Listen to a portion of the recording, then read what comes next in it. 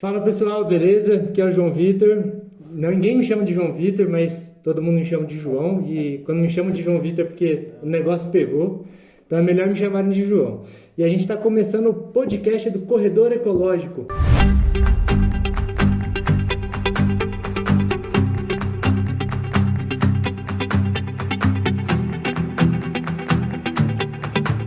Hoje é o primeiro episódio. A ideia surgiu a gente pensando em contar um pouquinho mais como que a gente trabalha, o que a gente faz, mas principalmente trocar ideias com pessoas da área, com pessoas que se relacionam com as temáticas com que o corredor trabalha e, enfim, para a gente se aproximar cada vez mais das pessoas que nos seguem aí nas redes e contar também um pouquinho mais do nosso trabalho. E nada mais justo e digno de que nosso primeiro episódio ser com pessoas que trabalham para o corredor ecológico. Então hoje aqui a gente tem alguns convidados, né? E aí eu vou pedir para cada um se apresentar, que todo mundo acho que já é conhecido um pouquinho aí nas redes, mas é importante conhecer por parte deles, né? Acho que essa é a principal tarefa aqui do nosso podcast. Então é isso, quem quiser começar aí, fique à vontade, eu acho melhor. Eu começo. Bom, eu sou a Mariana, sou engenheira ambiental de formação, também sou técnica em meteorologia, importante, e tenho mestrado na área ambiental, na área de geotecnia, e tenho hoje 39 anos. Estou desde 2011 no corredor, efetivamente, mas conheci o corredor em 2010, quando eu fazia mestrado. Bom, quem mais? Não, eu vou depois, porque senão vão achar que eu tô copiando ela. Já basta ser quase nada igual, parecido. Então vai, Carlinhos, solta aí. Meu nome é Carlos, tenho 40 anos, estou no corredor ecológico há mais ou menos 1 ano e meio. Entrei no ano passado, em 2022, está em 2023 agora, em julho, filmando isso daqui, né, conversando. Sou engenheiro ambiental de formação, conheci o corredor ecológico dentro da faculdade, estava sentado na segunda fileira, vim pensando hoje, né, como é que eu conheci, lembrei, estava sentado na segunda fileira lá na faculdade. Prestando atenção pra caramba, né? Você prestava uma atenção danada no começo. Acho que era a segunda ou primeira também cadeira da segunda fileira. E aí na aula do Silvio, um professor nosso lá, foram as meninas, e aí eu conheci o corredor nesse momento. Aí comecei a fazer trabalho voluntário, gostei bastante, né? Eles me deram a oportunidade de aprender agrofloresta aí, me apaixonei por plantar e hoje eu estou no corredor. Bom, então, Coutinho, vou deixar a Carol por último para ficar mais distante possível, né? Porque ele não quer ficar muito parecido. Legal, sou Coutinho, tenho 46 anos, minha formação primeira foi engenharia florestal. Eu tive uma experiência aí, vamos dizer, de 20 anos nessa área de florestal. Trabalhando aí em diferentes biomas do Brasil, né? Com minha experiência nas instituições que eu passei. Teve um período que eu fui professor, depois analista ambiental do Ministério do Meio Ambiente, pesquisador, e aí o caminho se cruzou e eu estou aqui na equipe do corredor hoje. Junto com o Carlos, a gente faz a parte de mobilização. Parte de campo, né? Parte de campo, isso. Bom, e você conheceu o corredor, você é um dos mais novos, né? Sim, acho que é a principal. O corredor, a galera aqui tá um pouco menos tempo aí. Né? Há 4 meses no corredor, né? Eu conheci o corredor assim já com alguns projetos do corredor, lá atrás, em 2012, por aí. E aí a gente estava sempre namorando o corredor, até que um dia o caminho se cruzou e a gente está hoje aqui com vocês. Isso aí. Bom, agora você não tem como escapar mais. Não tem mais. Eu sou a Carolina, acho que eu sou a mais antiga do corredor. Olha só. Não, mas eu conheci o corredor antes. Sim, eu comecei a trabalhar no corredor antes. Vixe, temos uma treta! Mas eu sou a Carolina, filha da Mariana. Sou engenheira ambiental também sou técnica em meteorologia, mas sou especialista em geoprocessamento e sensoriamento remoto, né? Sempre trabalhando com essa parte, assim, desde do curso técnico. Então, lá quando a Mariana estava lá eu também tenho 39 anos, né? Ela já disse, mas eu falei que eu era gêmea, né? Só para ressaltar. Mas lá atrás, quando a Mariana estava fazendo mestrado, onde o corredor ecológico procurou, né, a universidade para dar esse embasamento técnico, teórico, né, de como fazer as ações, enfim. Eu estava voltando de uma temporada que eu tive fazendo trabalhos de geoprocessamento, mais sensoriamento, na verdade, no Amazonas, né? Então eu estava participando de um projeto com mapeamento lá. E daí, quando eu voltei, a Mariana já tinha conhecido o corredor e falou: meu, vem pra cá, preciso de umas ideias aí suas, nessa parte de gel principalmente, que tem um projeto bem interessante aqui que apareceu aqui pra gente, né, pensar junto, assim, trabalhar junto, enfim.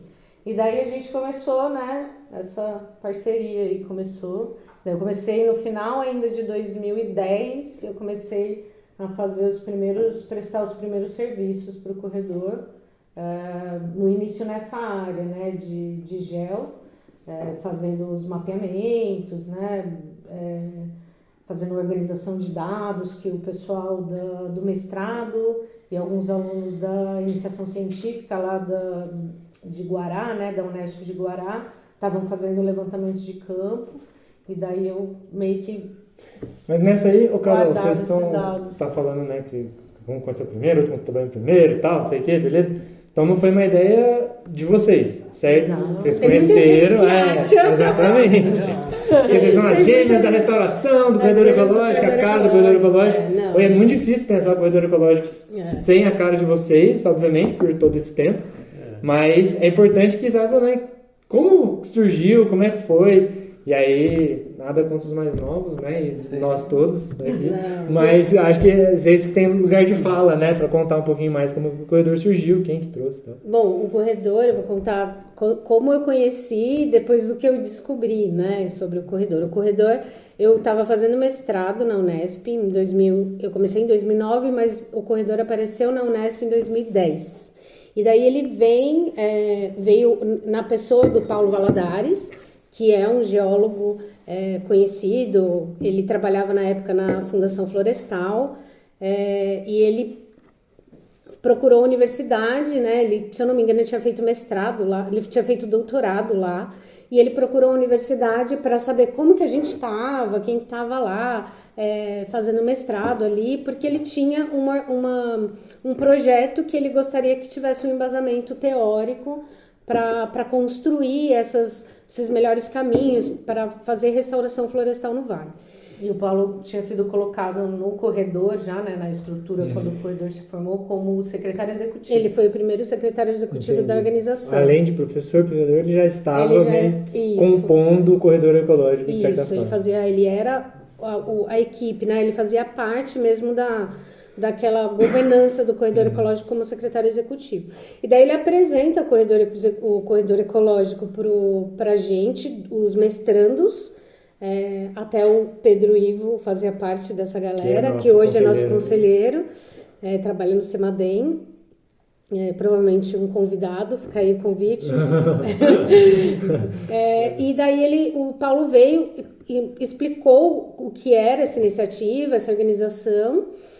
E o corredor, né, daí eu entendi que era um grupo de empresas que entendiam o Vale do Paraíba com um potencial florestal e que gostariam de promover a iniciativa Corredor para auxiliar e também ajudar nessa promoção de restauração do vale.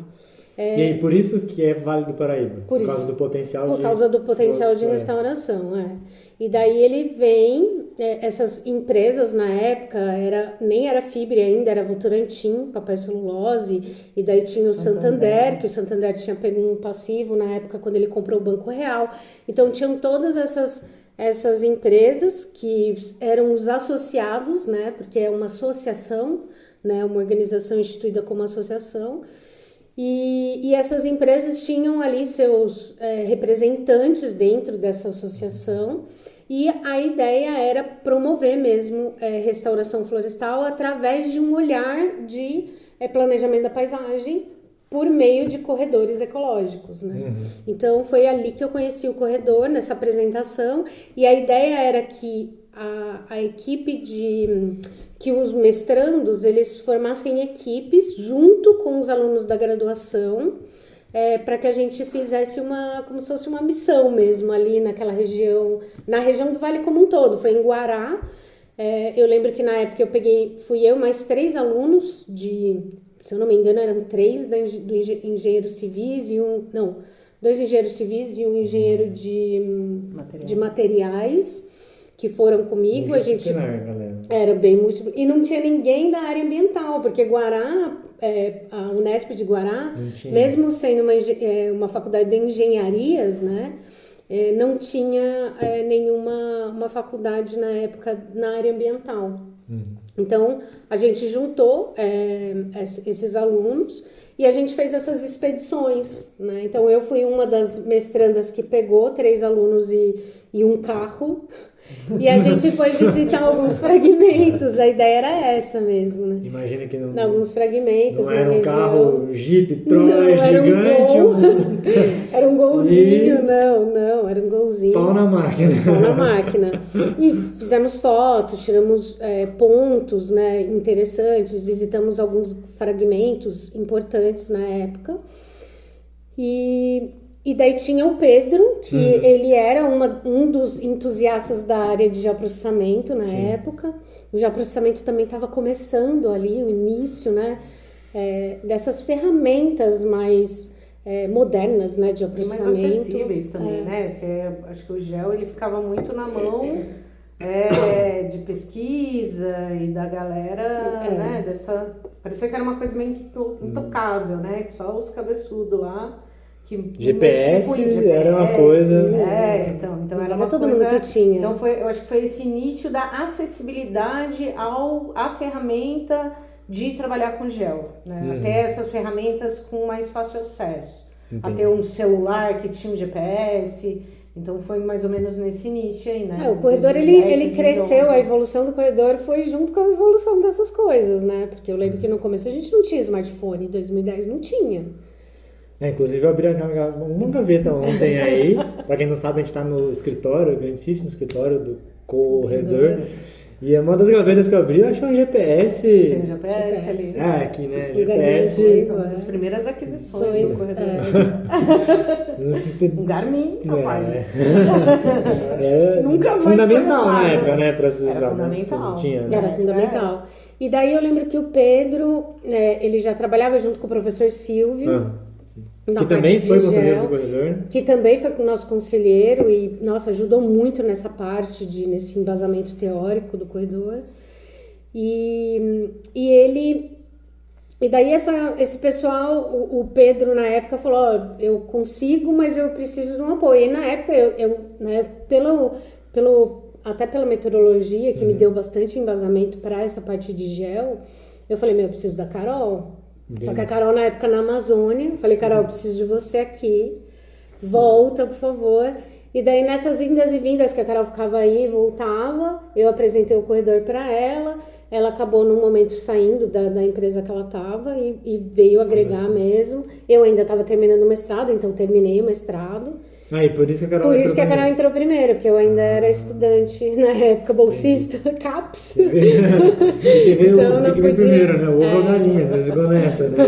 Eu fui voluntária. De fato, você conheceu primeiro. Sim, eu conheci primeiro, mas como voluntária. E daí eu falei, Carol, a gente precisa do seu conhecimento, do gel mesmo, para vir aqui fazer modelar todos essas missões que esses grupos fizeram e trouxeram informações. O Pedro iniciou, mas daí a Carol vem com mais bagagem, né, na parte de gel mesmo, para poder fazer todas as simulações. Enfim, daí ela pode explicar até melhor do que eu. E dá para ver que o corredor teve sempre, então, no seu cerne, academia, sim. gel, né, e restauração. Sim. Né? São, acho que, essas três coisas que motivaram, né? E Sim. Por mais que em alguns momentos talvez tenha se distanciado um pouco, aproximado um pouco e tal, não sei o quê, mas isso é muito vivo, né? Sempre corredor. essa questão eu acho que tudo isso que você falou, eu acho que define um pouco o que é planejamento da paisagem, né? Aham. Acho que são as ferramentas que compõem essa ideia de pensar um território, pensar uma bacia de uma forma a agregar todos os pontos que precisam ser realmente analisados, Sim. olhados, né? E juntar todos esses fatores físicos, sociais, econômicos, de toda a cadeia que compõe uma compõe região ali. a restauração, né? Porque de fato a restauração é transdisciplinar, né? É uma Exatamente. coisa que não é uma coisa só, né? E daí a Carol começa a fazer realmente esses. Aí eu lembro de algumas apresentações que fizemos na própria Unesp. Acho que a primeira apresentação, quando a gente apresentou os corredores, que a gente chamou de corredores principais, Mas foi horrível a norteadores. minha apreentação. Péssima. Eu tava super nervosa e eu ia Mas apresentar aonde? uma parte que eu não conhecia. Na Unesp em Não, Guará. Unesp em só. Guará. Eu ia apresentar a parte social, tá Ah, ligado? que você não tinha a menor noção. Era a parte que eu não sabia nem falar com as pessoas direito. Tipo, foi horrível. Se tivesse colocado eu pra falar de gel, eu falava. Entendi. Daí colocaram o Pedro pra falar de gel e botaram nessa fria aí. Não, mas foi bem legal. E daí a gente fez essas apresentações e daí. Experiência, né? E daí depois começou um trabalho mesmo. Ficou eu, a Carol, o Paulo Valadares, né, como secretário executivo, eu, a Carol, e o Pedro eventualmente também ajudou nesse início, era a equipe técnica mesmo, assim, que começou o corredor ecológico, foram essas pessoas. E já tinha atividade de campo, tal, assim, no sentido de plantio? Em que momento que começou o plantio? Que momento que foi para a prospecção?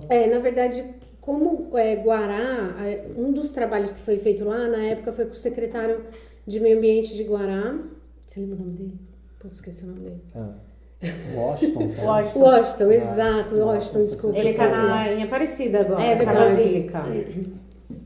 E o Washington, na época, estava organizando, junto com também algumas empresas ali da região, a questão do PSA, né, que é o pagamento por serviço ambiental.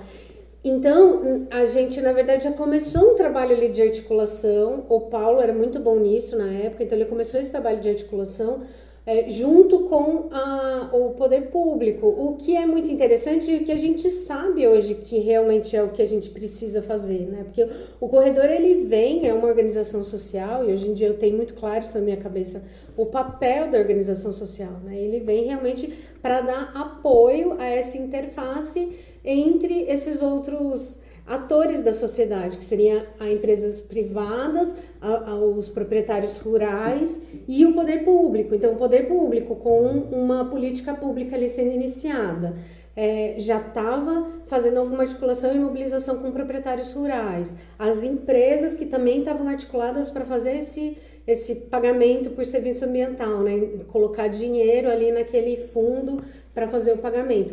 Então, o corredor ele começa na região ali de Guaratinguetá, nas propriedades rurais que tinham sido mobilizadas pelo Washington ali, pela Secretaria de Meio Ambiente da época. Entendi, faz todo sentido que a Unesp estava lá. A Unesp estava lá, exato. Não, foi fundamental, articulação. assim, a participação, todo o trabalho que foi feito naquela gestão, né, do município, da parte da Secretaria de Meio Ambiente de Guará. Eu acho que era Agricultura e Meio Ambiente, né?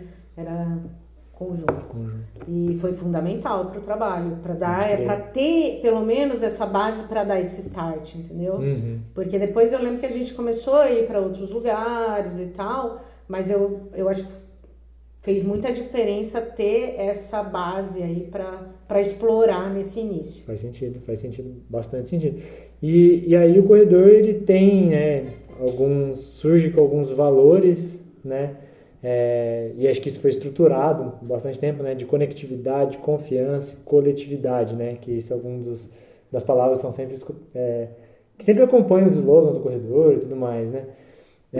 Aí eu queria saber por que, se é só por conta do corredor ecológico em si, nome, né? E pensar em corredores ecológicos que ligam florestas e tudo mais, ou se tem alguma outra razão. E aí depois eu queria perguntar para eles o que vocês acham e sentem dessas palavras atuando em campo, principalmente, né? Pergunta para eles primeiro. Então melhor ainda aí, ó, pronto.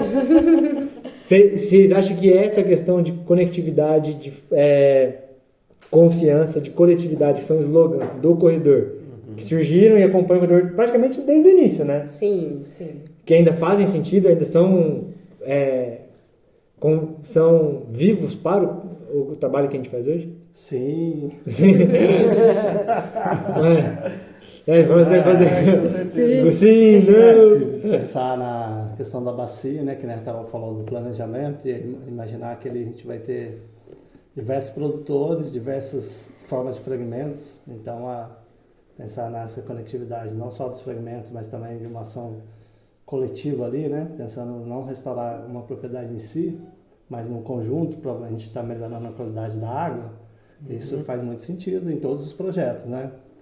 E também da confiança é isso, né? É o dia a dia do trabalho nosso e que a gente tem essa aproximação com os agricultores, produtores interessados, que vai dando essa, vamos dizer, essa interação e essa confiança, né? A confiança essa mesmo. humanização. É o dia a dia, exatamente. Sim.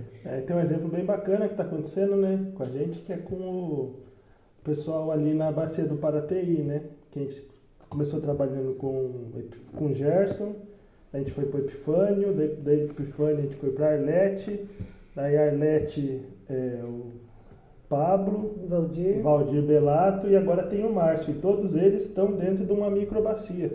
E foi começando o contato com um, né? Teve a conectividade de diversas formas, né? Nesse segundo caso aí de conversando, né? Conversa entre os proprietários, né? Falando, tá tendo um serviço bacana aqui, estão plantando dentro da área, é interessante, né? E aí foi passando de um proprietário para o outro e hoje a gente conseguiu. E os proprietários, as propriedades são uma colada na outra, né? Então que aumenta ainda que ainda é maior esse potencial de conectividade, né? Então a gente tem isso daí é muito forte mesmo no corredor e a gente vê isso acontecendo hoje. E é legal você falar isso, porque a conectividade física ali, beleza, de restauração e tal, que é o cerne, que é o nome, mas por trás, e na verdade o principal são as pessoas, né? Que as pessoas estão fazendo essa conectividade, né? Sem elas e tudo mais, isso não aconteceria, né?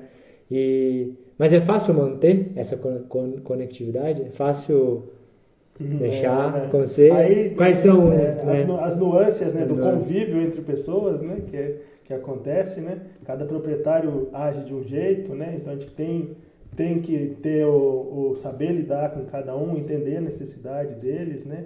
E quando a gente faz isso, aí sim, a gente aumenta a confiança com todos eles, né? Porque eles se sentem que estão sendo contemplados no que eles pedem. E a gente vai lá, conversa, agora com o Coutinho a gente está tendo umas ideias de levar o proprietário para a área onde é que foi plantada e explicar para ele o que a gente está olhando, para ele ter o nosso olhar junto, para ele ver aquilo lá e falar, tá vendo, essa planta cresce mais devagar, essa planta cresce mais rápido, essa surgiu agora. Isso são fatores interessantes para a gente, porque o que a gente quer fazer é melhorar o local como um todo, mas começa por esse olhar e por esses tipos de características que vem acontecendo. Né? Falando isso me parece que é um pouco expectativa, né? Porque às vezes as pessoas têm uma expectativa para um plantio, alguma coisa, e a restauração nem sempre é exatamente igual ao que a gente imagina, né? Pensa como um plantio de mudas que a gente vai fazer no nossa casa, assim, né? Não sei, quais são as principais diferenças? Né? Assim, em vídeos, né? A pessoa mostra plantando e depois na sequência já tem uma floresta formada, né? Então a gente perde esse caráter temporal, né? E acha que isso é quase que simultâneo que acontece. Mas não, né? Dependendo da característica de cada lugar, a gente vai ter uma resposta ou mais rápida ou mais demorada. E aí mostrar isso para o proprietário, né? Trazer ele para falar, olha, o seu lugar funciona desse jeito, o outro lugar ali funciona um pouquinho melhor. Eu falei isso hoje na reunião, né? Eu falei assim, a mobilização é um trabalho que começa e nunca termina. Eu acho que tem que ser assim, né? Porque eu acho que tem que ser uma troca. Então, assim, não adianta só eu ir lá, bater na porta do cara, explicar para ele, entendi mais ou menos, gostei, quero fazer, porque entende a importância de fazer e faz, né? Eu acho que tem que ter essa troca, porque a gente tem um conhecimento que talvez possa ser levado para ele e deve ser levado, mas a gente também tem que dar essa abertura para a gente receber muito conhecimento que ele tem da própria área dele, da história da área, que talvez ele tenha, né, uma expectativa por conta de alguma história, por causa de uma avó, por causa da árvore que o bisavô plantou, né? Então é tanta coisa que faz parte que a gente não pode desconsiderar, a gente não pode não levar em conta, e a gente tem que agregar isso dentro do trabalho que a gente faz. Eu acho que isso é muito importante. É por isso que vocês falam sempre que teve vontade de fazer um livro do corredor ecológico, ou um divã do corredor ecológico. Não, porque de 2010 até hoje foram 1000 situações, né? E até mesmo proprietários que estavam mobilizados, receberam plantios, hoje não querem falar com a gente por situações, né, relações humanas. O cara agora, não sei o que aconteceu com a pessoa, né? A gente não sabe, às vezes, né, teve uma perda na família. E como a gente não está no dia a dia, a gente às vezes volta depois de um determinado tempo, né? Ou às vezes o plantio já acabou, já faz tempo. A gente voltou na área para fazer um monitoramento, ou então propor um novo plantio para ele, uma fossa, né? Um outro instrumento. Sim. Aí. E daí a gente se depara com uma outra pessoa, né? A pessoa mudou ao longo desse tempo e a gente começa de novo uma relação, né? Começa. Sim. Por isso que eu acho que essa mobilização acaba. Que fica uma coisa que não é linear, né? Não é nem um pouco linear, né? Tem nuances várias aí. E eu acho que é bem isso. E o corredor ecológico interessante é que essa primeira ideia, quando a gente pensa no corredor, na organização e no nome corredor ecológico, sim, a gente sempre pensa em pessoas correndo. Em pessoas correndo, não, isso foi do Pedro Ivo, pessoas correndo. Ele que veio com essa uma vez, todo mundo correndo no meio da mata. Não é isso. Mas a gente pensa nessa formação de corredores por definição até mesmo, né, técnica de corredor de plantios e tal, né? Ligando dois fragmentos e tal. Mas eu acho que muito mais do que isso. Corredor ecológico é isso, é você fazer conexão de pessoas e florestas, e primeiro lugar de pessoas, porque se você não faz conexão das pessoas, você não faz conexão de floresta. Não no contexto que a gente vive hoje, no formato de sociedade que a gente vive.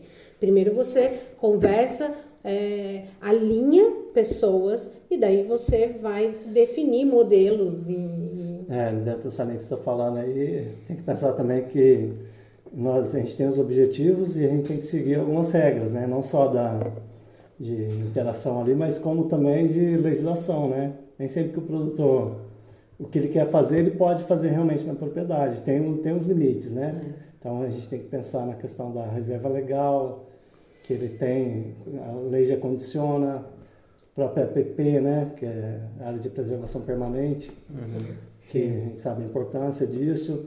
Principalmente a de recursos hídricos, que já formam corredores. Exatamente, né? Mas nem todos ainda estão mobilizados para essa questão. A gente ainda enfrenta muitos problemas no campo, embora tenha em pauta sempre na mídia a questão das florestas para a questão da saúde nossa como um todo, né, do planeta, do clima, da água, dos animais, mas isso daí é uma coisa que no dia a dia que tem que ser conversado lá com eles. Né? Tem uma resistência. Mas era uma coisa que eu lembro que na época o Paulo falava muito isso pra gente.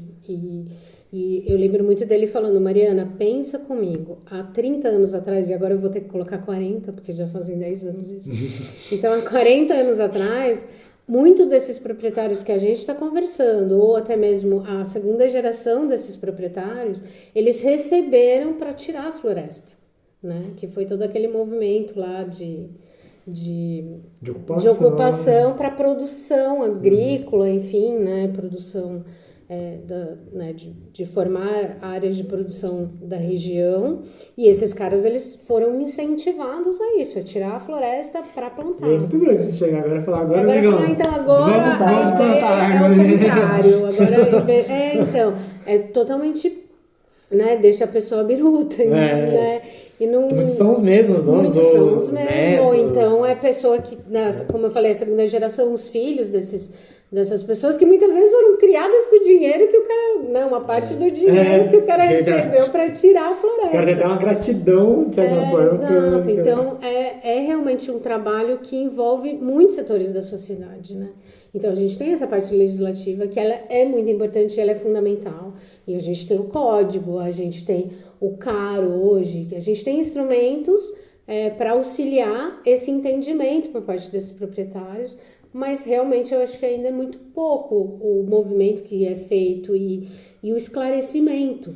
Por mais que eu acho que tem bastante material, a forma como isso é colocado pelos governos, enfim, né, ainda é pouco. Eu acho que precisava um trabalho maior e eu acho que ele daí vem a base da educação ambiental, que não é... Que é uma das outras linhas de atuação do corredor também. Que é uma das linhas de atuação, porque a gente não faz exatamente o que a gente está falando aqui agora. Tudo isso que a gente está falando, se não houver esse trabalho de educação ambiental junto, ele se faz uma ação pontual, né? E a ideia é que as ações que a gente faça, seja plantio, seja projetos de educação ambiental, seja projetos de planejamento da paisagem, eles sejam contínuos, né? E vão evoluindo com o tempo. E a gente só consegue fazer esse encaixe dessas coisas com essas pessoas entendendo o trabalho que a gente faz, né? E entendendo o benefício, né? E toda a importância desse equilíbrio ambiental para a nossa vida. Me parece um quebra-cabeça, assim, né? Total. Você tá falando, mostrando com a mão e tal, não sei o quê. E acho que isso é uma coisa mais difícil, né? Que a gente atuando, assim, porque é colocar muitas pessoas, muitas gentes, vontades, e não só pessoas, tô falando de pessoas, que acho que é o principal, mas meio ambiente é orgânico. Todo mundo sabe que é orgânico, né?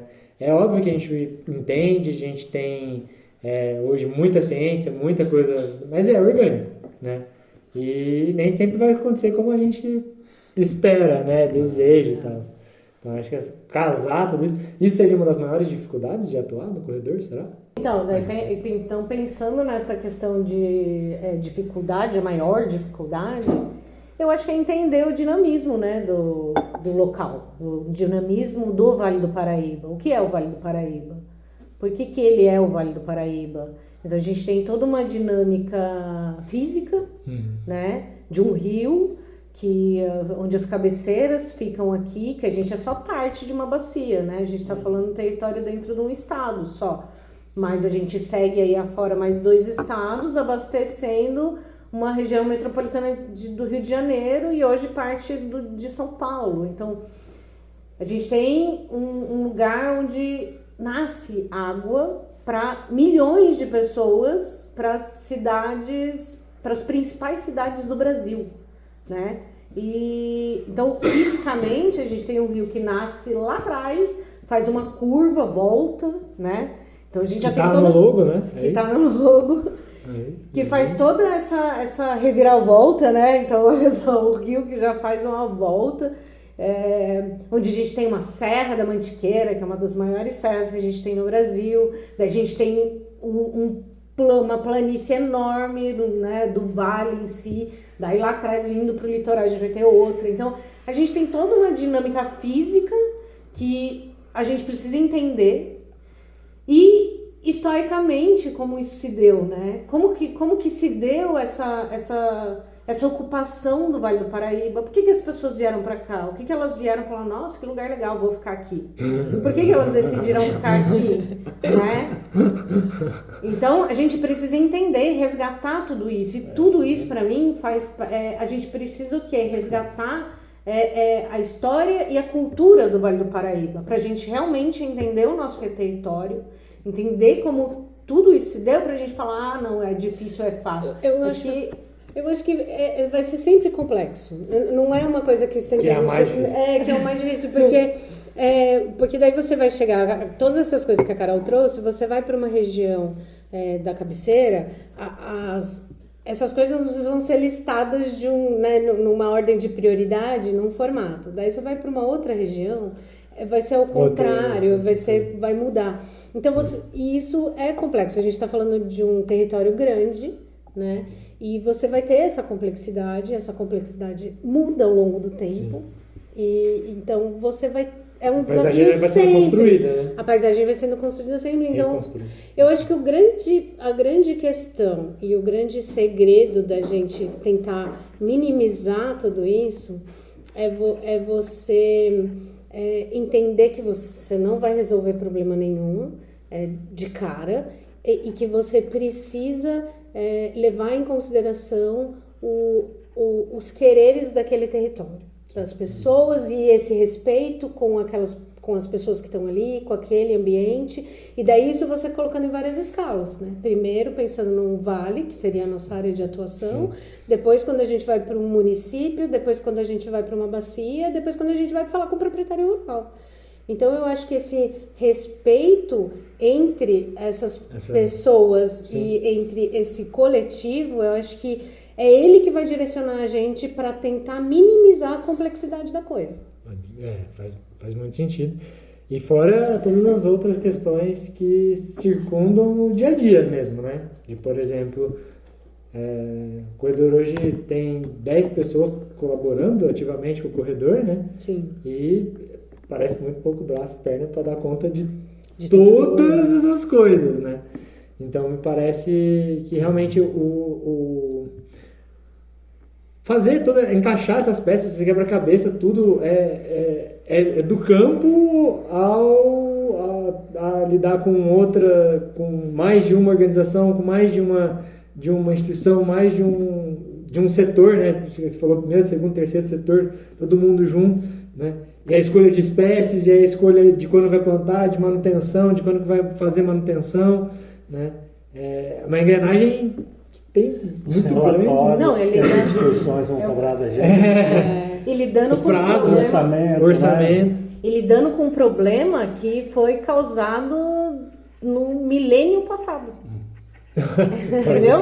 A gente lida com problemas que foram feitos lá atrás. Esses dias mesmo, eu não sei em qual reportagem, foi uma reportagem que falou do Vale, que eu não sabia disso. Então, por isso eu trouxe essa coisa de conhecer a história e tal.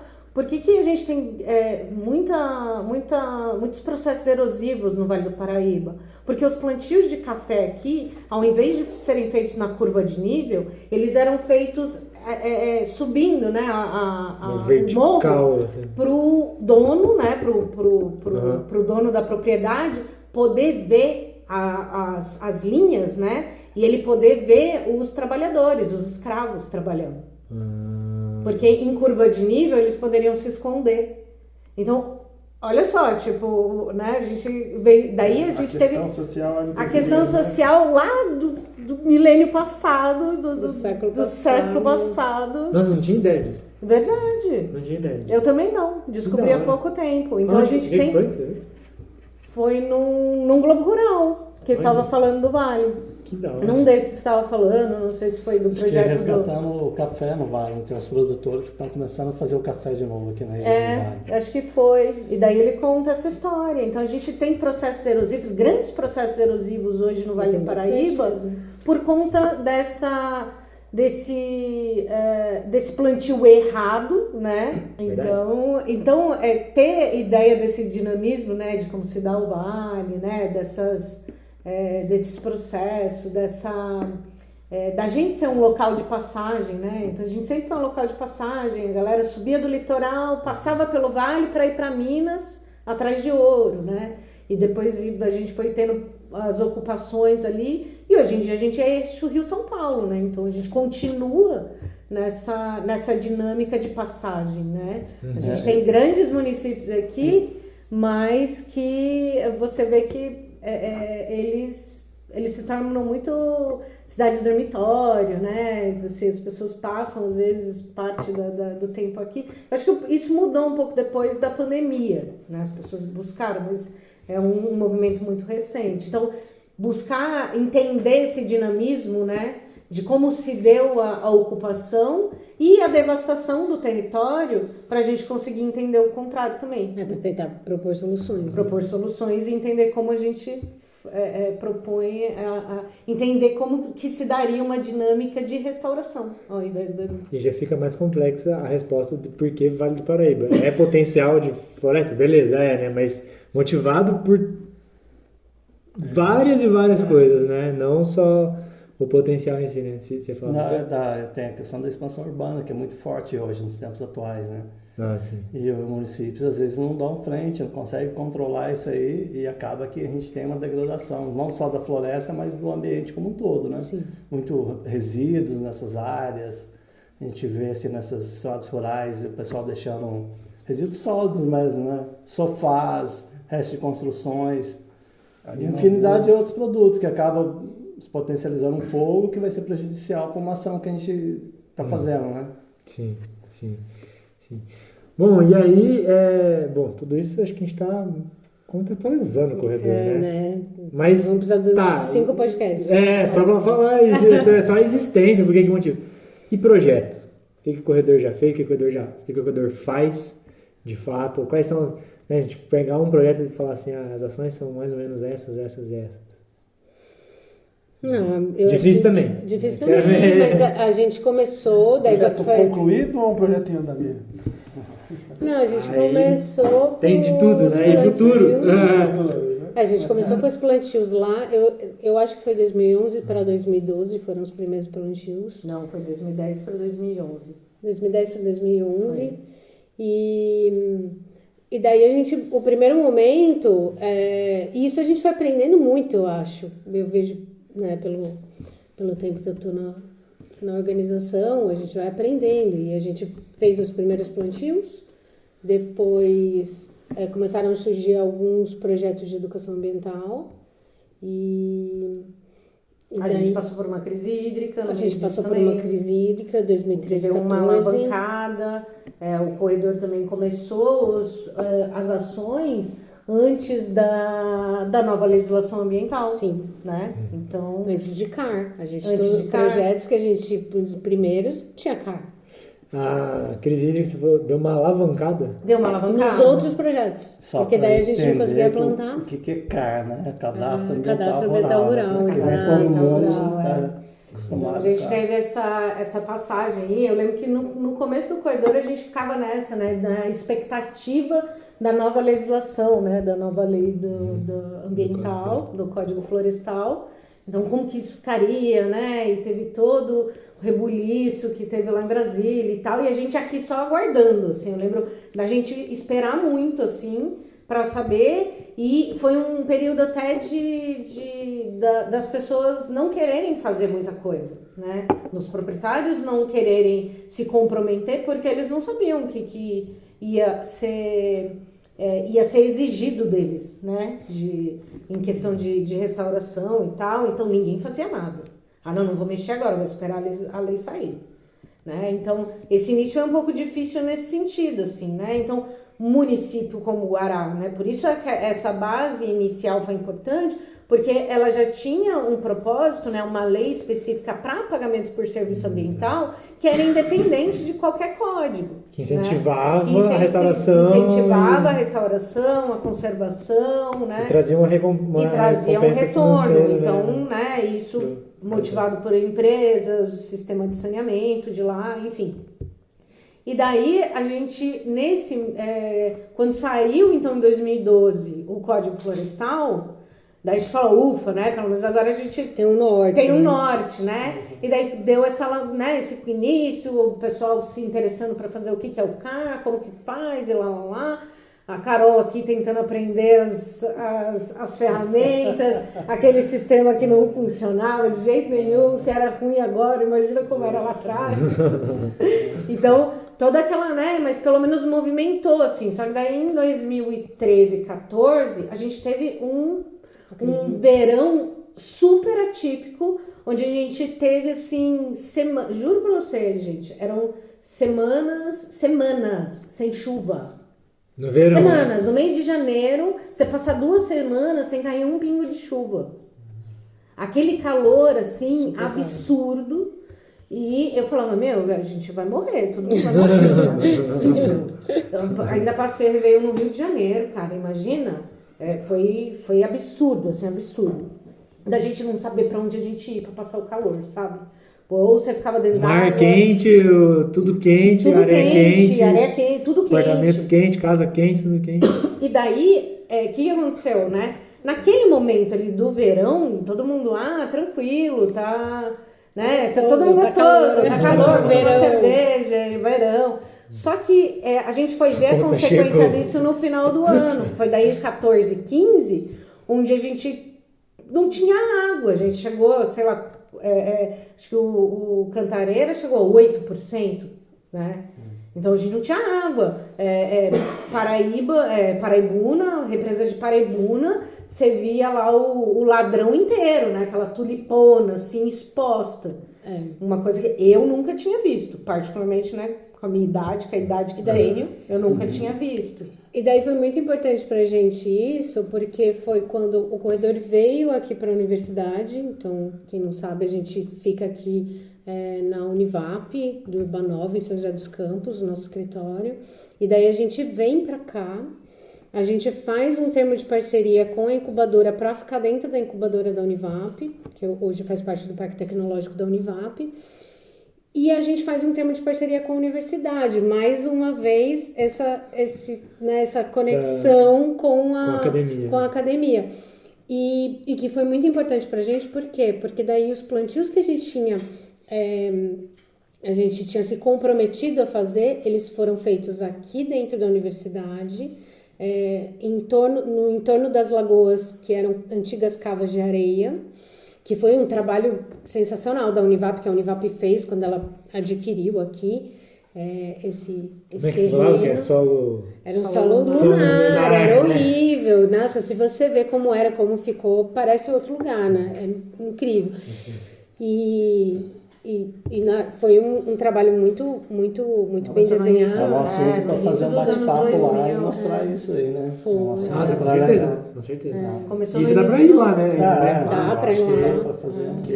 Que do lado. porque foi um passivo adquirido, né? E começou no início dos anos 2000, assim. E a professora, quem encabeçou isso foi a professora Maria Regina, que na época era coordenadora do curso de Engenharia Ambiental.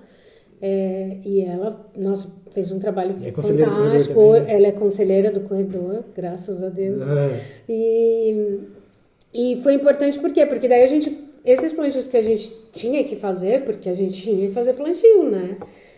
A gente fez eles aqui no entorno, porque qualquer coisa, se faltasse água, a gente pegaria uma bomba, sapo, sei lá, e molharia Tinha água ali, né? Tinha água ali, a gente precisava plantar num lugar que tivesse água.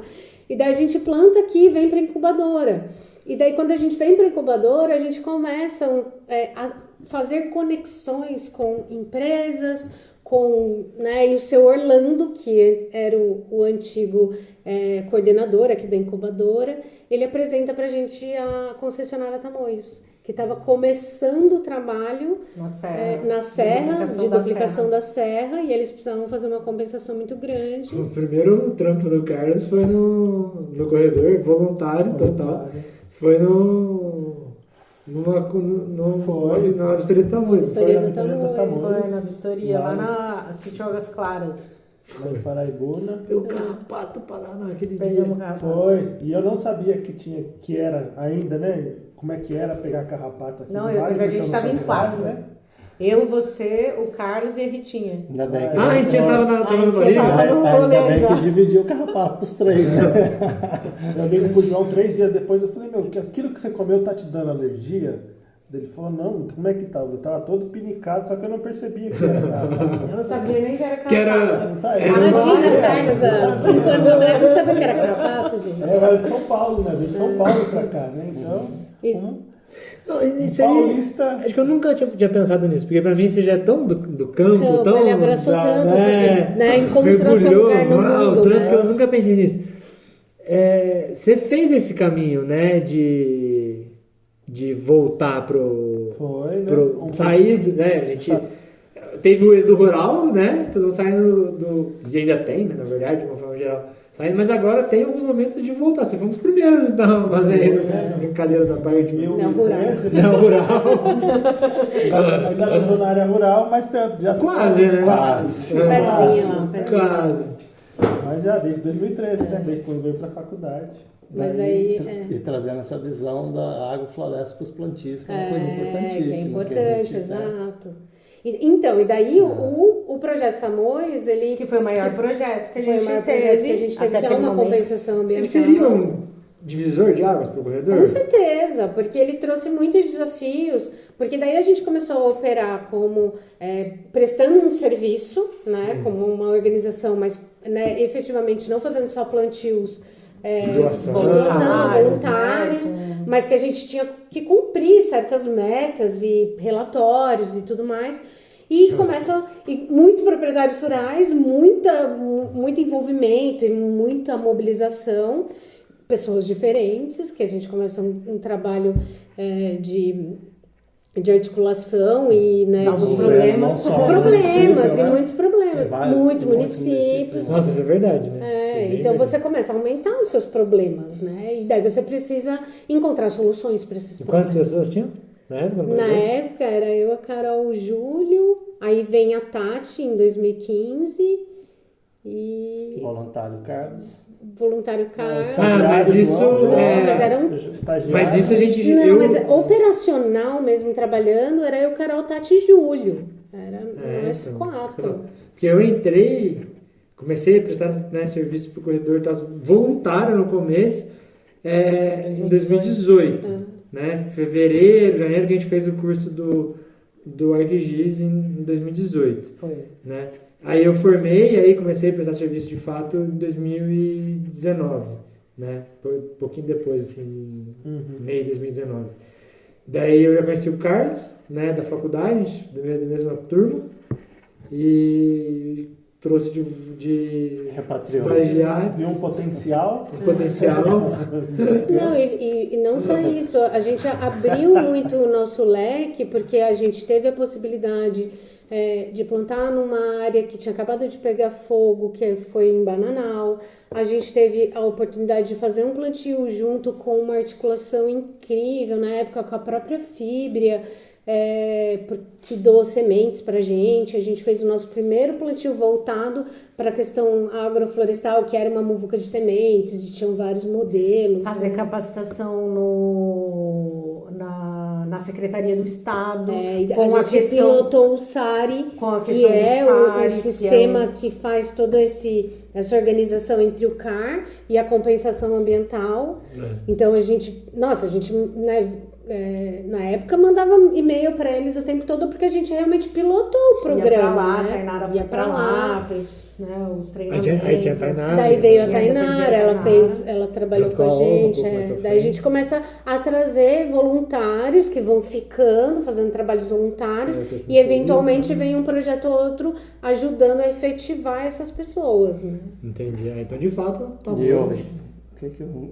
Acho que é a pergunta que você fez, né? Exato. Como é que foi? E daí a gente trabalha, eu acho que nesse período a gente trabalha bastante, mas de uma forma, vamos dizer assim, um pouco, eu diria que um pouco limitada. Limitada até pelo conhecimento que a gente tem, pelas metodologias que estão postas, né? E de repente começa, só que eu acho que fazer assim, essa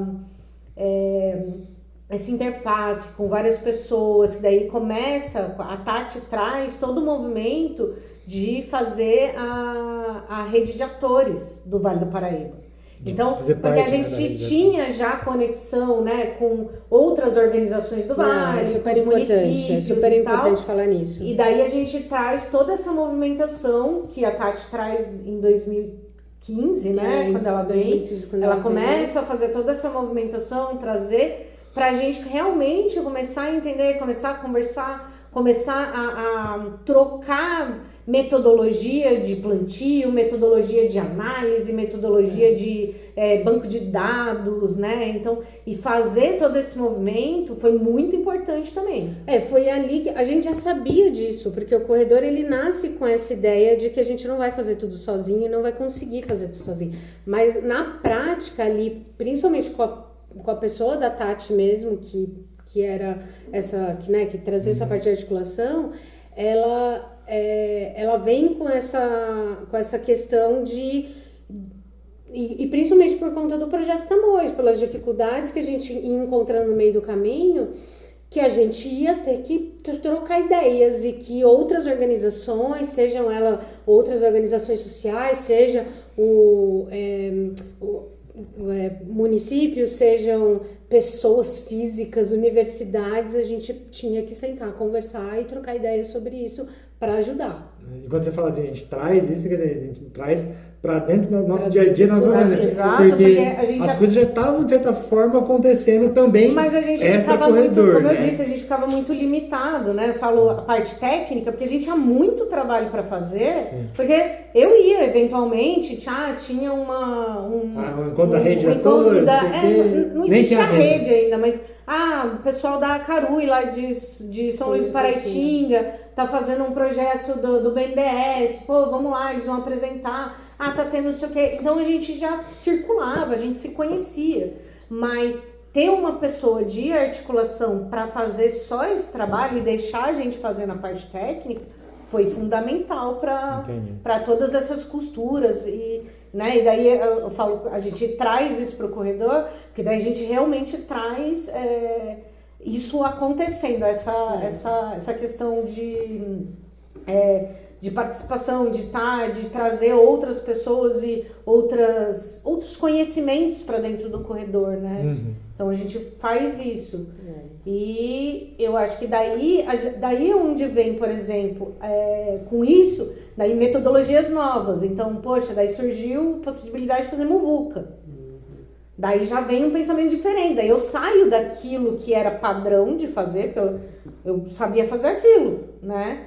Então, lógico, a gente sempre vai pensando em coisas diferentes, mas é difícil a gente, né? Ainda mais num projeto grande. Engolido pelas coisas do dia a dia, isso é real, né? É engolido, exatamente. Então fica um pouco difícil, né, de fazer. E daí chega mais mão de obra, digamos assim. Chegou o João, né? Que daí foi justamente nessa ponte de 2017 para 2018. Daí chega mais uma mão para me ajudar no GEL, porque era onde eu ficava muito sozinha também. E daí a gente começa a pensar em coisas diferentes. A gente começa a ver que não só no Vale, mas no Brasil, no mundo, existem coisas diferentes acontecendo na questão da restauração. E a gente pode pensar em coisas diferentes. Daí eu vejo um movimento já nosso, né? E daí com a entrada do Carlos, mesmo que naquela 2018, 19, né? 19, como voluntário ali, né? Já trazendo um olhar do que ele estava pensando, do que ele estava trabalhando, né? Que já estava trabalhando com uma questão de compostagem, agro, e daí a gente vai trabalhar com o Valdirzinho, porque daí lá em 2017, quando a gente pensou na muvuca, a gente vai atrás do assentamento do Valdir. E daí a gente vê, né, uma agrofloresta funcionando aqui no nosso quintal. E daí a gente tem dois projetos interessantes, que um acontece no Valdir, que é uma capacitação de agrofloresta, e depois...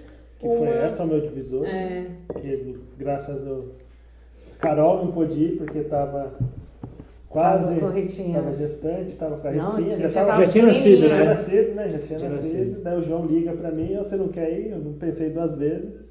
Porque você já estava, né, meio que flertando ali com a agrofloresta e tal, não sei o que, né? E aí eu falei, Carlitos tá querendo, não sei o que, daí eu peguei e liguei. E aí você falou, não, vou, e você foi mesmo, né? Você chegou a dormir lá, né? Não foi? Você ficou, tal, não sei o que, viveu o curso. Esses foram projetos patrocinados pela Alcoa Foundation. E eles são muito legais porque eles não são compensações. E daí a gente teve essa liberdade de fazer outras coisas. E daí, 2 anos depois, foi em 2022, 21, né? Foi em 2021 que a gente dá continuidade a esse mesmo projeto, só que daí implantando uma SAF junto com uma escola que é lá no Pandavas, em Monteiro Lobato. Que daí é muito legal porque a gente faz uma implantação de um modelo florestal para ser usado como ferramenta de educação. Que daí é onde você fecha o negócio. É sensacional. Porque você junta todo, né, ensino, o plantio, a mão na terra, de fato, criançada, né? Foi feito só por mulheres lá, né? E tudo isso foi feito, a maioria, A maioria teve foi uma instrutora, né? foram 2 instrutoras, foi não só por mulheres, os homens são sempre bem-vindos, mas ele teve uma força feminina importante ali, foi bem legal. E daí eu acho que a gente, né, ao longo desse tempo a gente foi crescendo junto com esses olhares para a cadeia da restauração. Eu acho que isso é muito importante. Começou esse movimento de atores que começou a ser alavancado ali, não só pelo corredor, mas por todas as organizações que atuavam no Vale e se encontraram nesse gargalo. A gente começa a pensar realmente em semente, quem vai produzir muda. E hoje a gente tá com projetos que a gente participou, que é um plano diretor da restauração do Vale, que é um projeto FEIDRO. A gente tem o projeto Saúva, que o João tá dando suporte, que é um projeto para fazer análises em algumas áreas com adubação verde antes de você fazer plantio. Então, né, o quanto que isso é importante. Deixa eu te cortar. O que é adubação verde? Acho que isso é uma coisa legal da gente falar. E aí eu jogo aqui. Passa a bola arrumada. Né? A adubação verde é uma metodologia, né, que a gente utiliza pegando sementes, principalmente sementes, né, de plantas herbáceas ou arbustivas, assim, no máximo, né?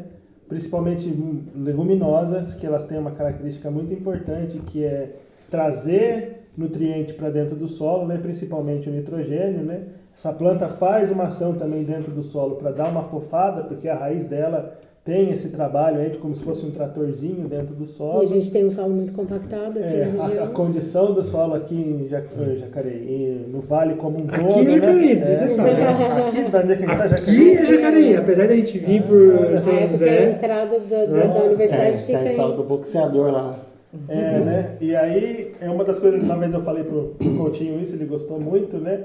Que a gente está tentando diminuir a diferença da muda que a gente coloca lá, né, com a condição do solo que ela vai, né? Então eu fiz uma analogia que é colocar uma criança para lutar com um boxeador, né?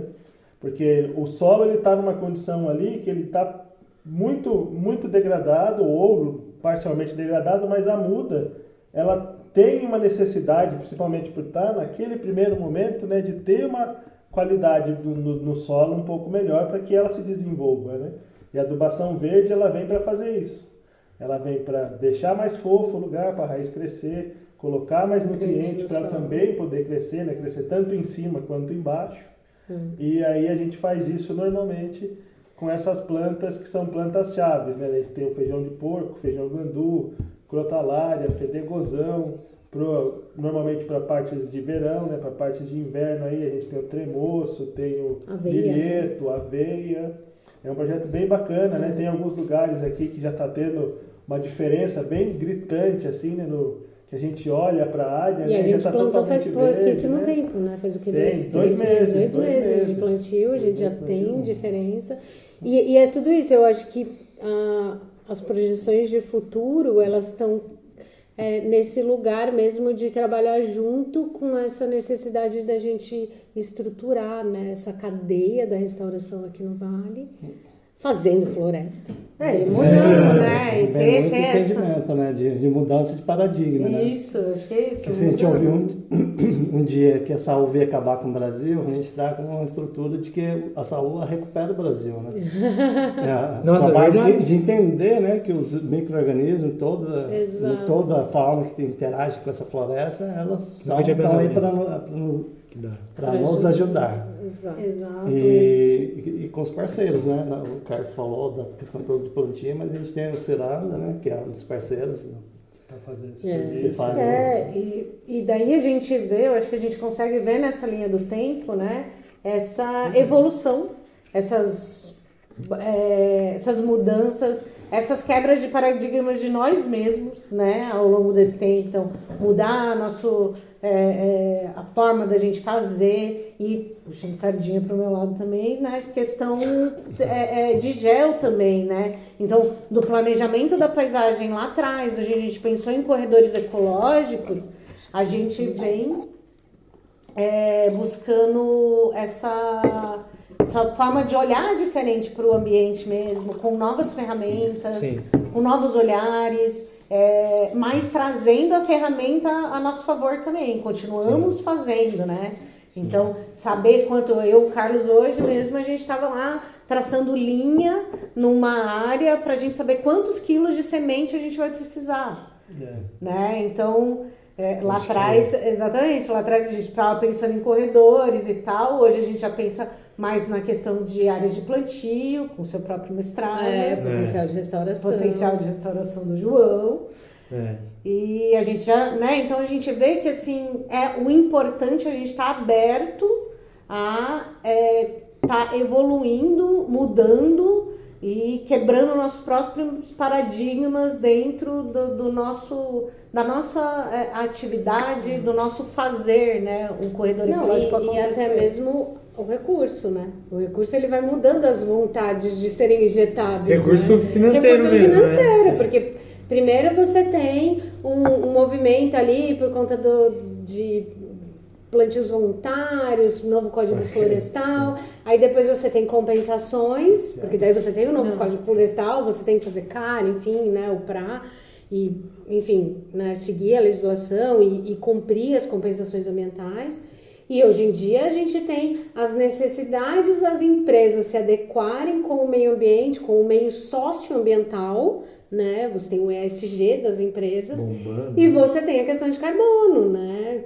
Que também é o mercado, ODS, enfim, tudo isso sendo movimentado e discutido. Então, eu acho que Isso reflete uma coisa, você falando dessa dinamismo e tal, não sei o quê. Corredor mesmo, né? Que a gente até estava discutindo esse tempo atrás aí, que a ideia, né? Quando surgiu a organização, o corredor ecológico fazia muito sentido, né? E não que não faça hoje, ainda faz, mas começa a entender quando vai pro chão, vai para que, putz, peraí, não é tão simples a gente pensar um corredor que vai ligar o Vale do Paraíba inteiro, 34 municípios, ligar as duas serras e, tipo, peraí, né? Quem são essas pessoas que estão debaixo do corredor? Quem que vai querer plantar? Quem que não vai? Com que recurso que vai vir? De onde que vai vir? O plantio vai dar certo, não vai? Tá acontecendo, né? Tudo mais. E ser muito dinâmico. E até mesmo a questão dos métodos, como são dinâmicos também, né? O Carlos falou da adubação verde, que é uma coisa um pouco mais, entre aspas, assim, recente, no sentido de uso, né? E das técnicas, até as técnicas convencionais, como que elas mudaram, né? Assim, a questão do herbicida mesmo, né? Que sempre é muito polêmico, usa, não usa. Ai, agora ficou caro por causa da guerra, sabe? Tipo, é tudo muito dinâmico. E então você... Mas a guerra na Ucrânia vai interferir no insumo que a gente usava. Então, beleza, vamos usar mão de obra. Beleza, mas a gente usa mão de obra. Tem todo um rigor trabalhista para ser incluso e trabalhado, EPIs, lá. Eu acho que um dos aprendizados ao longo desse tempo é que a organização social... Eu acho que todas, mas eu acho que a gente, por trabalhar um pouco mais com uma certa liberdade essas questões filosóficas, Sim. A gente entende que a gente nunca vai ser uma coisa quadrada, fechada. E ainda mais nós que trabalhamos com uma coisa tão orgânica, que é plantio, que é restauração, a gente vai ser assim. A organização, ela se torna uma coisa orgânica. Sim. Né? Porque daí você tem todos esses intempéries que vão aumentar o custo do plantio, diminuir o custo, e daí você parte para uma alternativa, né? E eu acho que isso... Você é obrigado Os campos mórficos. Isso, entendeu? É obrigado a sair da caixinha o tempo todo, né? Procurar parcerias. Então você percebe que você não é uma organização, um CNPJ, você é um ser vivo. Eu acho que o grande segredo da organização social é ela se entender como um ser vivo que tem pessoas atuando para pessoas, né? Isso é uma das coisas que mais me chamou a atenção de ser uma ONG, né? Assim, ela tem um propósito que né, enfim, cada ONG tem o seu propósito, né? Mas geralmente como você falou, para atingir uma necessidade, para atingir para fazer alguma coisa. E quer dizer que, então, teoricamente, uma ONG tem um começo, meio e fim, né? Porque uma vez que você atingiu esse propósito, né, tem um fim, né? Que o que difere muito de empresas e de organizações que visam eternidade, né? A gente não visa eternidade, né? Uma ONG não visa eternidade. Não, mas o caminho tá longo. É tipo eterno o caminho. Tá longo. Mas eu acho que o interessante disso tudo... Você ia falar alguma coisa? Não, pode falar. pode. É que daí a gente hoje... Qual um projeto que a gente está atuando? A gente vem lá do começo do corredor com um projeto de uma articulação com o município, que era de Guaratinguetá, e daí a gente começa um projeto no município de Jacareí. E daí a gente volta a trabalhar com o poder público, com o município, só que com uma visão muito diferente, muito evoluída. Porque daí a gente, né, foi um município que foi muito bacana, eu acho que acolheu muito as nossas ideias, trabalhar com a gente, porque daí ele já vem, ele pede pra gente fazer um planejamento da paisagem, a gente tem um olhar para aquele município já diferenciado. Já não é só mais um planejamento de corredores, ele tem o planejamento de corredores também. Né? Tem planejamento de corredores, tem o planejamento de Tem restauração, compensação ambiental, tem compensação educação ambiental, tem educação, tem meio socioeconômico, Exatamente, biológico. a articulação com as empresas, né, com outras E daí organizações. vem o programa que o município instituiu, né? De pagamento por serviço ambiental. E é muito legal, de fato, né? Porque assim, a gente... É o programa Renascentes, né? Que a gente tá lá participando e é uma coisa construída muito coletivamente, com muitas organizações. As reuniões que acontecem são organizações de diferentes setores na mesma mesa, trocando ideia e, lógico, né, com um propósito ali e tudo mais, mas sempre com esse objetivo em comum de certa forma, restaurar a paisagem, conservar a paisagem de Jacareí. E o que é legal é que isso virou uma legislação, né? Então não vai ser uma coisa de uma gestão só, né? É uma coisa que vai ser perene, não só. Se o corredor hoje sai de cena no município, o projeto continua. Se outra organização sai de cena, o projeto continua, né? Se uma empresa sai, talvez eles tenham que buscar outra ali e tal, mas continua. E daí a gente pensa na finitude, né? Que são tantos territórios que a gente tem que atuar, que o caminho é longo, mas daí você pensa numa finitude, porque daí você pensa num poder público que estabeleceu uma política pública, que articulou todas as organizações do entorno e mobilizou proprietários rurais e pessoas, né, e munícipes. Aí você fecha o ciclo e daí a máquina roda. Bom, quantos municípios são no Vale do Paraíba? Aqui? A bacia do Paraíba são 34, né?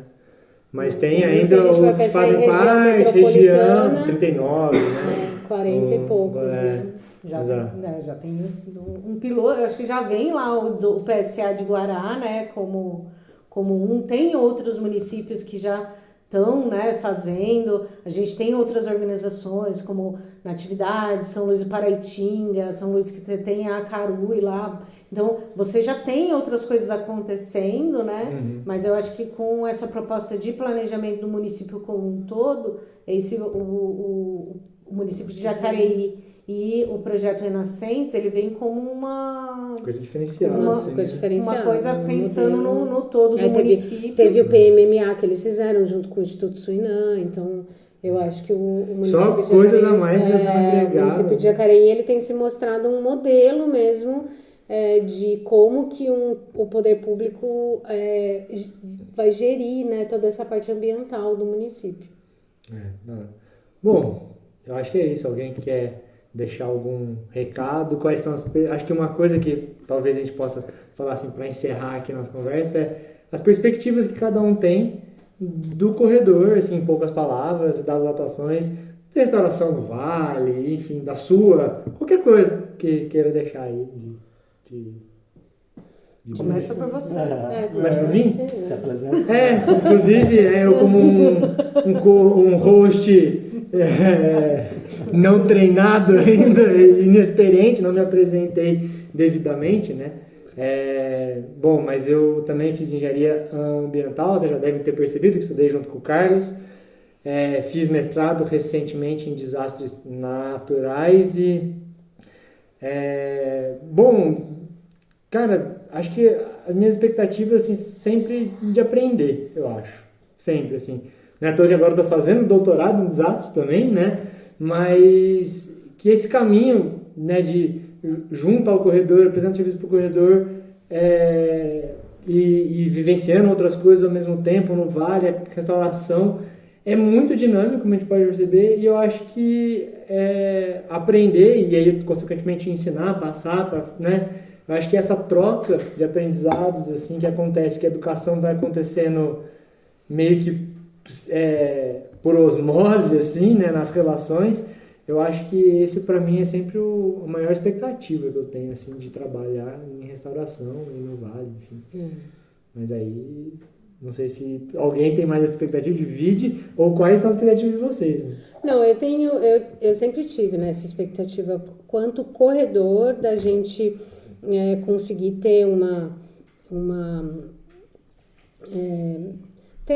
não consigo encontrar essa finitude ainda, não na minha geração. Eu acho que ainda vou trabalhar bastante para a gente, né, ter uma restauração efetiva aqui na região e melhorar a Mata Atlântica.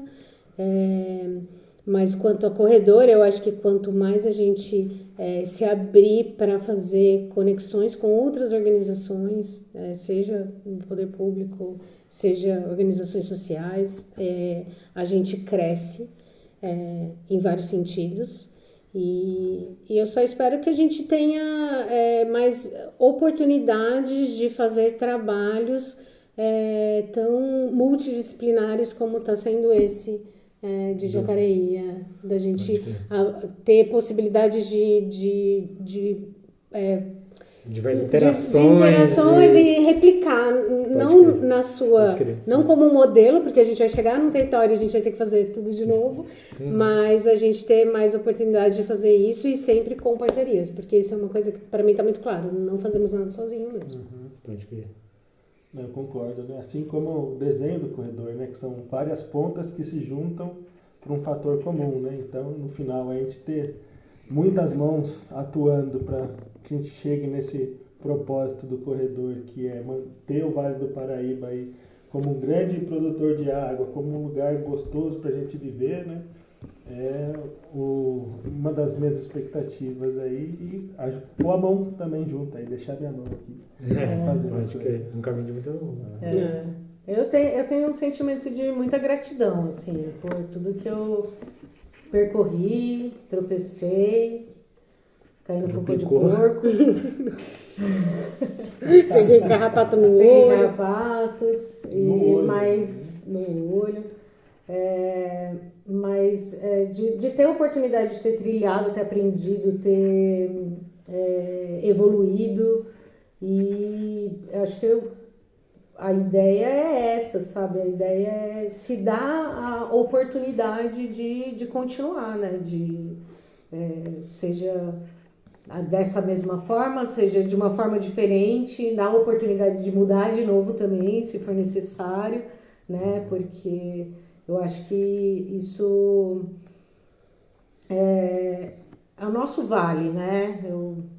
O Carlos é de fora, né? Mas eu acho que... Já sou do Eu acho que o Carlos já é vale. Mas o resto é tudo caipira, fora do Vale do Paraíba, né? E eu sou muito grata, assim, de pensar que lá atrás, né? No começo aqui da nossa conversa, eu falei, eu tava vindo lá do Amazonas. Lá eu tive a experiência de olhar para uma floresta, né? Para um maciço de floresta que eu nunca tinha visto na minha vida, né? Entender uma cultura diferente e tal, mas lá eu lembro muitas vezes de estar lá e pensar, poxa, o que eu posso fazer para o meu território, né? Para minha história, para minha cultura, onde que eu posso atuar? Então, tá aqui tropicando, errando, aprendendo, de qualquer forma que for, já é de extrema gratidão para mim, e minha ideia é continuar, assim, eu não me vejo mais fazendo outra coisa, assim. Eu estou muito feliz agora com o projeto do FEIDRO, que é o de semente, de adubação verde, de matrizes, porque também a gente também dá uma funiladinha, né, que a gente trabalha com planejamento, né, que é uma coisa maior, mas a gente dá essa afunilada também para um olhar específico, para um ponto da cadeia da restauração também é super importante, né? Então, que a gente sabe que existem ainda muitos outros pontos que precisam ser estudados, fortalecidos, né, dentro dessa cadeia. Então, tá tendo a oportunidade de trabalhar numa coisa um pouco mais específica também, eu acho que é muito bacana. E eu tô bem feliz, assim, com todo esse caminho aí, com esse futuro próximo que a gente tem aí pela frente. Isso aí, Coutinho. Depois de ouvir um pouco mais sobre o corredor, a gente está chegando. Acho que a palavra para definição assim, seria um desafio, né? Que a gente está aqui. Assustamos o Coutinho. Não assustaram não, mas eu acho que é desafio e assim, a gente tem que olhar que já tem um caminho que foi trilhado com bastante experiência e que isso aí também vai servir de exemplo, né? Para dar continuidade no trabalho. Então, é isso aí. Eu tô aberto para... O Coutinho e eu somos os pais, né? A gente tem um propósito aí. A Rita, a Corinha, a Corinha aí, que a gente precisa não só ensinar ela, porque para mim... Né? Vamos ser mão de obra aí para nós. Hoje a gente vai plantar árvore, com certeza. A Ritinha já tem muitas horas de campo, inclusive. A Ritinha já tem. Então... Antes de nascer. Então, isso mas tem os essa desafios perspectiva. continuam, né? A gente tem toda essa questão de dados que a gente tem de informações, de experiência com o projeto, mas o dia a dia muda no campo também, né? Então, novos produtores interessados em plantar, que nem a Carol falou, de ter esse interesse realmente de buscar lá no histórico que ele tem em relação com a floresta, porque a floresta é importante para ele, e não só para ele, mas para a sociedade como um todo. Então, é isso aí, é o dia a dia. Bom, acho que é isso. Estamos satisfeitos com o nosso primeiro episódio. Nosso piloto. Espero que todos tenham gostado. Exatamente. Bom, agradeço, né, todo mundo. A gente teve essa ideia do podcast aí. Surgiu uma conversa minha com o James, a gente compartilhou, todo mundo abraçou, gostou. Espero que dê certo, que tenha alguns outros episódios, né? Não sei quantos que a gente vai conseguir fazer. A gente é engolido pelas coisas do dia a dia. Não sabemos ainda quais serão os próximos, mas teremos próximos. Isso. Com convidados. Convidados. E é isso. Acho que esse é o primeiro episódio do podcast do Corredor Ecológico, que é um caminho de muitas vozes. Muitas vezes. Boa.